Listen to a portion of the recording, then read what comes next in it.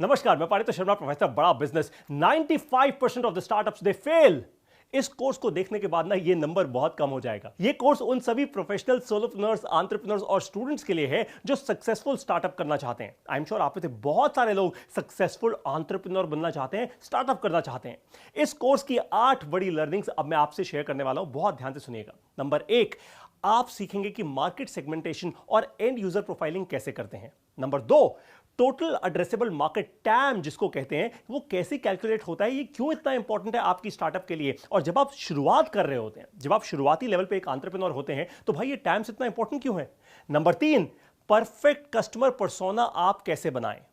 अगर अपने कस्टमर को समझा तो भाई बल्ले बल्ले, अगर अपने कस्टमर को नहीं समझ पाए ना तो आप जितनी भी मेहनत कर लेंगे आपकी स्टार्टअप का फेलियर पक्का है। Number 4, learn how to identify your next 10 customers.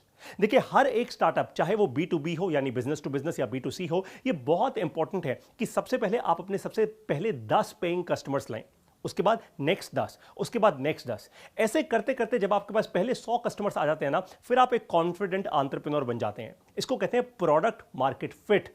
कैसे आप वो अचीव करेंगे आपको पता लगेगा इस कोर्स के अंदर। नंबर 5, आपकी स्टार्टअप का कोर क्या है। जैसे एक बिल्डिंग का भी कोर होता है ना, हर एक बिल्डिंग की एक फाउंडेशन होती है, वैसे आपकी स्टार्टअप की भी एक फाउंडेशन होगी, उसका कोर क्या है ये कैसे पता लगेगा आपको। बहुत सारे एंटरप्रेन्योर्स ना बिजनेस तो बना लेते हैं, कोई पान की दुकान लगा लेता है, कोई कुछ कर लेता है, लेकिन वो अपनी स्टार्टअप का कोर नहीं जान पाते और इसलिए बाद में बहुत जगहों पे धक्के खाते हैं और बहुत सारी बिजनेस मॉडल्स को ट्राई करते हैं। वो ट्राई एंड बाय स्टार्टअप पे नहीं चलता भैया, कैश फ्लो खत्म हो जाता है, कैश रुक जाता है और उसके बाद आपका जो रनवे होता है यानी फंड्स जो होते हैं आपके बैंक में सूख जाते हैं, स्टार्टअप फेल हो जाती है।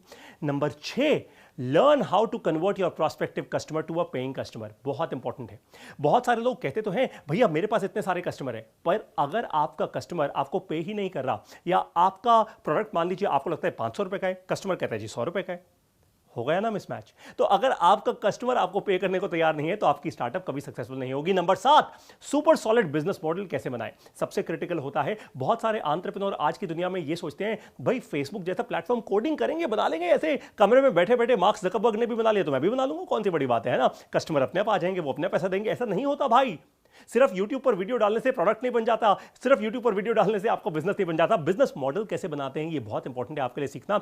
अगर आपको फंडिंग रेज करनी है, ये मिलियंस ऑफ डॉलर्स की जब फंडिंग रेज होती है ना, वो एंटरप्रेन्योर्स के पास जादू क्या होता है, ये जादू उनका बिजनेस मॉडल होता है। बिजनेस मॉडल का मतलब है पैसा कैसे बनाएंगे आप, ये आपका इन्वेस्टर आपसे जानना चाहेगा। नंबर 8, प्रोडक्ट की सही प्राइसिंग, सही मार्केट लॉन्च कैसे करें, ये बहुत क्रिटिकल है। कई बार आपका प्रोडक्ट बहुत बढ़िया होता है लेकिन प्रोडक्ट की प्राइसिंग सही नहीं है।